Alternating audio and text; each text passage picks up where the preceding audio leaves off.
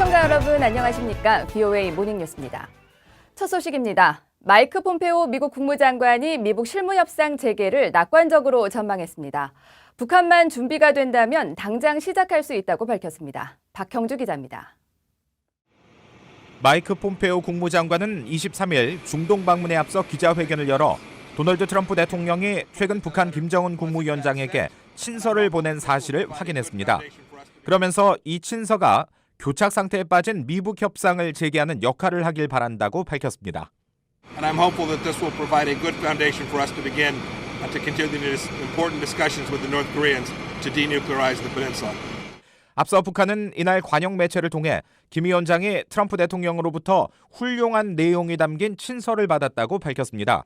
그러면서 김 위원장이 이에 만족을 표시했다며 흥미로운 내용을 심중히 생각해 볼 것이라고 덧붙였습니다. 폼페오 장관은 북한의 이런 반응을 미북 실무협상 재개를 위한 긍정적인 신호로 평가했습니다. We have been working to lay the foundations for that since Hanoi. We think we're in a better place, and I think the remarks you saw out of North Korea this morning suggest that that may well be a very real possibility. 폼페오 장관은 그러면서 북한이 이런 논의에 준비가 돼 있음을 보여준다면 우리는 지금 당장 시작할 준비가 돼 있다고 강조했습니다. 이날 폼페오 장관은 실무협상 재개 계획에 대해 구체적으로 언급하진 않았지만 일각에서는 스티븐 비건 국무부 대북정책 특별대표가 이번 주 한국을 방문하는 기간 북한 측과 접촉할 가능성을 제기했습니다. 백악관도 성명을 통해 트럼프 대통령의 친서 발송을 확인하며 미북 정상이 서신 교환을 계속해왔다고 밝혔습니다. 미국 측이 이번에 확인한 트럼프 대통령의 친서는 앞서 김 위원장이 보낸 서한에 대한 답신격으로 보입니다. 트럼프 대통령은 지난 17일 진행돼 20일 공개된 미 시사주간지 타임과의 인터뷰에서 북한과 대화를 하고 있느냐는 질문에 김정은 위원장이 보낸 생일 축하 편지를 공개했습니다. 그러면서 이 편지는 김 위원장이 작성했고 전날 인편으로 전달됐다고 설명했으며 지난 11일에도 김 위원장으로부터 아름다운 편지를 받았다고 밝혔는데 같은 편지를 의미하는지는 확인되지 않았습니다. VOA 뉴스 박형주입니다. 미국은 북한이 계속 속임수를 쓰면서 제재망을 빠져나가려 한다며 국제사회의 제재 유지를 촉구했습니다. 이런 가운데 북한은 돈 세탁과 테러 자금 방지 노력과 관련한 대응 조치국으로 또다시 지정됐습니다. 오택성 기자입니다. 미 국무부는 북한의 불법 해상 활동에 잇따라 포착되는 것과 관련해 북한이 유엔 제재를 회피하기 위해 계속 기만적인 전술을 쓰고 있다고 지적했습니다. 국무부 대변인실 관계자는 최근 VOA에 이같이 밝히며 국제사회는 북한이 비핵화할 때까지 유엔 안보리 결의들을 계속 집행하고 이행해야 한다고 강조했습니다. 앞서 일본 외무성은 지난 18일 동중국해에서 불법 환적이 의심되는 북한 관련 선박을 확인해 유엔과 관련국 등에 통보했다고 밝혔습니다. 지난달 13일과 14일 동중국해 공해상에서 북한 선적 유조선과 선적을 알 수 없는 소형 선박 2척이 6차례에 걸쳐 나란히 근접한 것을 해상자위대 호위함이 확인했다는 겁니다. 미국이 동맹국 등과 함께 이 같은 해상 불법 활동을 단속하고 있지만 감시망을 피하는 북한의 수법 또한 교묘해지는 것으로 지적됐습니다. It's a bit of a needle in a haystack. It's a large body of water, and those ships will adapt their techniques as we interdict. They change their methods and locations. 이런 가운데 자금 세탁 방지 기구는 최근 북한을 8년 연속 돈 세탁과 테러 자금 방지 노력과 관련한 대응 조치국으로 지정했습니다. 그러면서 북한이 자금 세탁과 테러 자금 조달 척결과 관련된 중대한 결함을 해소하지 못하고 있다며 국제 금융 체제에 심각한 위협을 가하고 있어 우려된다고 밝혔습니다. 따라서 각국의 금융기관에 북한 회사나 금융기관, 이들의 대리자와 거래할 때 특별한 주의를 기울일 것을 촉구했습니다. 이와 함께 감시 강화와 효과적인 대응 조치, 안보리 결의에 따른 정밀 금융 제재를 적용해 각국의 금융기관들을 북한의 금융 관련 불법 행동으로부터 보호해야 한다고 강조했습니다. 미 재무부도 별도의 성명에서 북한이 국제 금융 체제에 대한 자금 세탁과 테러 자금 조달 위험을 계속 가하고 있다고 지적하며 이와 관련한 대응책 마련을 촉구했습니다. VOA 뉴스 오택성입니다. 이런 가운데 트럼프 대통령과 문재인 한국 대통령의 정상회담 공식 일정을 한국 청와대가 발표했습니다. 트럼프 대통령이 이번 방안에서 DMZ 비무장지대 판문점을 방문하는 방안도 검토 중인 것으로 알려졌습니다. 서울에서 안소영 특파원이 전해왔습니다.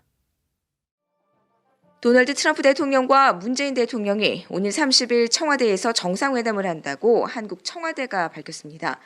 청와대는 24일 정상회담 일정을 발표하면서 두 정상은 미한 동맹 공고화와 한반도의 완전한 비핵화, 항구적 평화를 위한 양국 간 공조 방안에 대해 심도 있는 논의를 할 예정이라고 밝혔습니다. 트럼프 대통령은 일본 오사카에서 열리는 세계 주요 20개국 G20 정상회의 일정을 마친 뒤 1박 2일 일정으로 29일 오후 한국에 도착합니다. 일부 언론에서는 트럼프 대통령이 이 기간 문 대통령과 함께 비무장지대 DMZ를 방문할 예정이라고 보도했지만 청와대는 여전히 협의 중이라고 말했습니다. 트럼프 대통령의 방한은 2017년 11월에 이어 두 번째고 두 정상의 만남은 지난 4월 워싱턴에서 정상회담 이후 80일 만입니다. 당초 문재인 대통령은 미한 정상회담 이전 김정은 위원장과 만나 미북 협상의 동력을 살리겠다는 계획을 추진했지만 지난주 북중 정상회담 등으로 이런 구상은 어려워졌다고 한국 언론은 전했습니다. 이런 가운데 트럼프 대통령과 김 위원장이 최근 친서를 주고받은 것으로 확인되면서 한국 내 전문가들은 미북 간의 직접적인 접촉이 곧 재개될 것으로 관측했습니다. 미측이나 북측 모두 대화 기조를 이어가자는 취지에서 친서 외교를 하고 있는 것이고 그래서 대화가 계속해서 진행되는 데 있어서는 긍정적인 역할을 할 것이라고 봅니다. 강인덕 전 한국통일부 장관은 트럼프 대통령의 친서에는 실무진 간 만남을 유인하는 미국의 제안이 담겨 있을 것이라며 미국이 북한의 구체적인 핵신고서 제출을 시작으로 협상에 나서려 할 것으로 전망했습니다.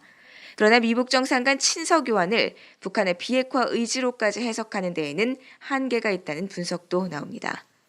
Unless the letter is very specific about what the North Koreans are willing to give up and what they want from the Americans in return, then it's kind of just like flattery.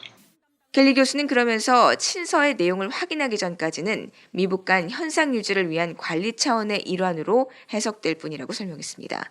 서울에서 VOA 뉴스 안소영입니다.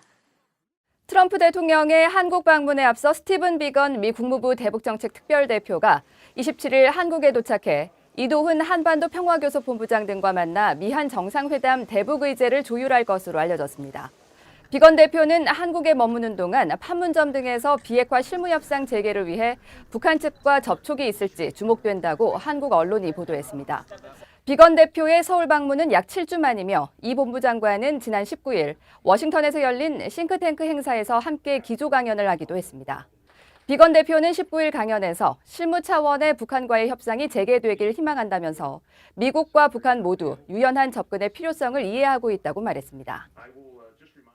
1990년대 옛 소련 국가들의 비핵화 지원을 주도한 샘넌 전 상원 의원은 미북 양측의 이득이 되는 완전한 비핵화 합의 후 이행은 단계적으로 하는 접근법이 협상을 진전시킬 것이라고 밝혔습니다.